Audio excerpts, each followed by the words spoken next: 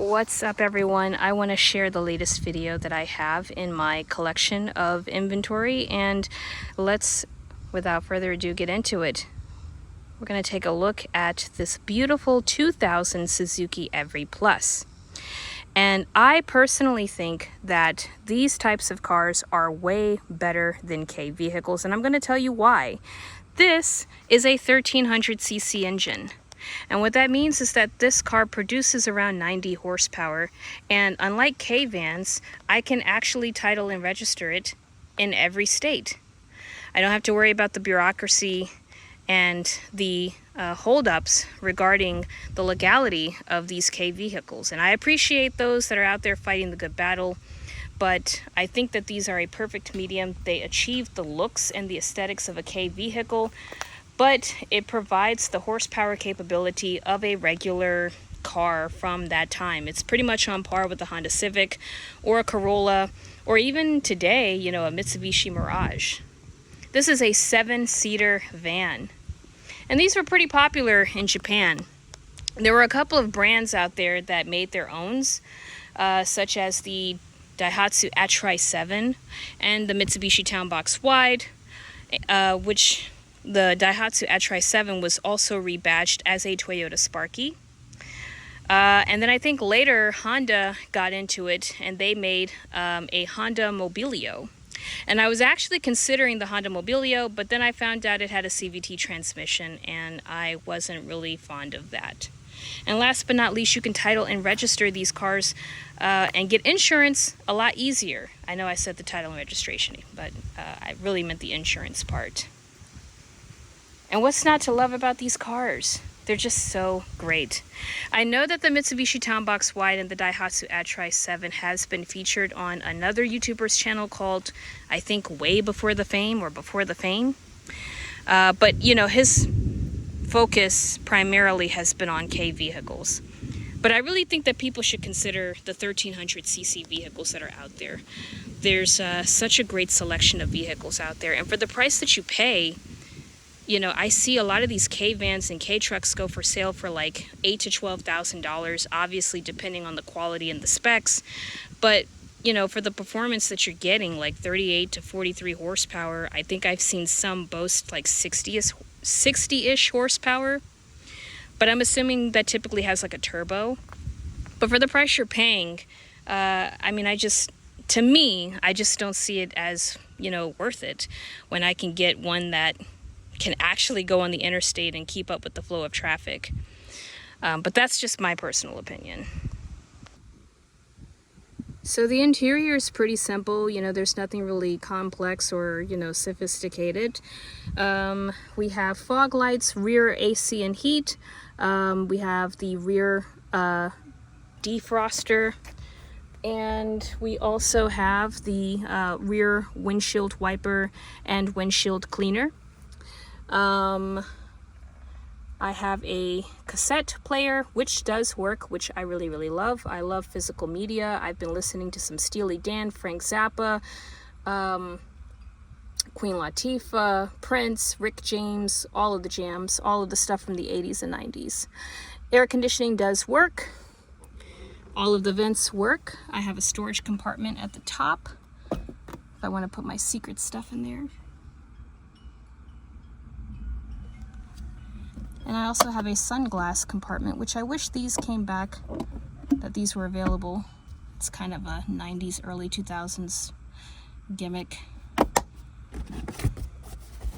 Sun visor with a little vanity mirror.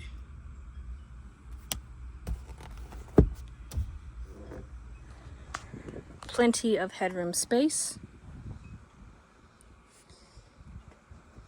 Seats are plush. I love the design of these seats. Very 90s, early 2000s. I love the colors. I'll fold down the third row after I show the cargo space, but very nice. This did have a cup holder, but it looks like it fell off. Oh, and that reminds me. This also has a cup holder, which I know is very, very important because I see all the time people offering to sell their 3D printer blueprints for like $100 or $200. So the fact that this came with one is pretty cool. And it also has power windows and power locks. So when I press down on that, the other doors will follow suit. And when I pull up, they also unlock. And if I lock it as I'm getting out, but then close it, it will unlock. I guess as a safety mechanism so you don't lock yourself out.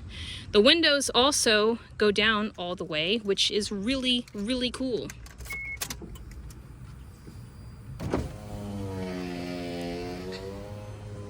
And here's, well, let me close this because they're not gonna show.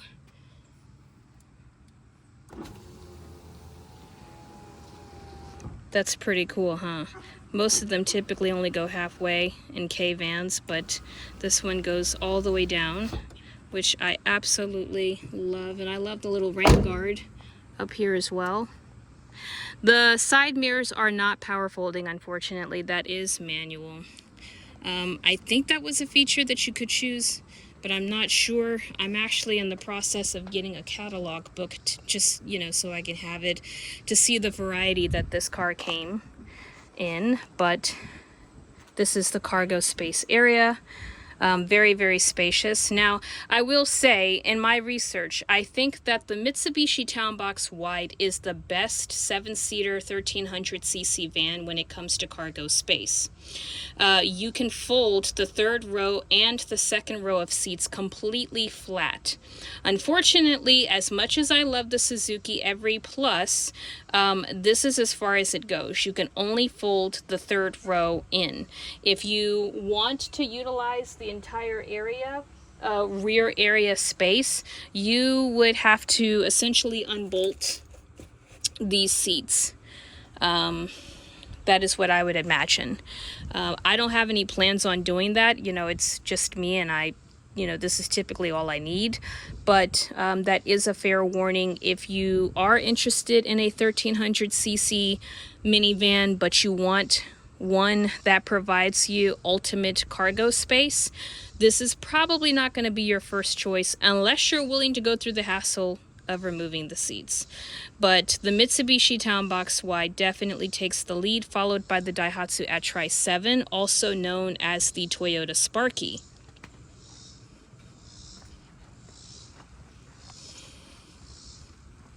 Very, very nice.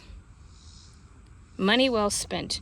Now, I will say, when it comes to aftermarket support, I think the Suzuki takes the lead. 1 second. I think when it comes to aftermarket support, the Suzuki definitely takes the lead.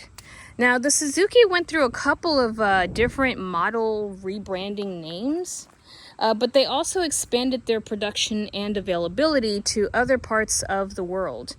Now, this particular style, I think, lasted for well over 20 years. I think the last year that they stopped making these was in 2019. But, you know, this particular style of minivan came in many different model variants. So the first generation, it was known as the Suzuki Every Plus. And then I think by the second generation, it was called the Suzuki Every Landy. And when they expanded production in places like South Africa, it was known as the Suzuki Echo or Eco.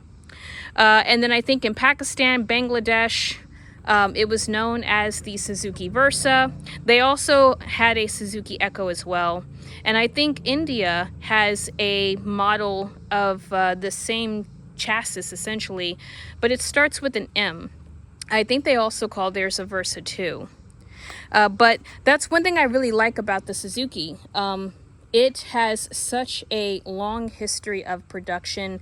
There's a plethora of aftermarket support and availability of parts for these that you don't find in the other 7-seater productions out there. Typically, you know, when it came to Daihatsu and Mitsubishi, they only did these for like 4 or 5 years. So with the Daihatsu Atrai 7, which is what I really wanted in the beginning, they started in 2000. I want to say also 1999, but I can't remember. But they ended production in 2004 or 2005, and then Toyota continued with the Toyota Sienta. Not Sienna, but Sienta. Excuse me, which I was considering at one point, but it had a CVT transmission.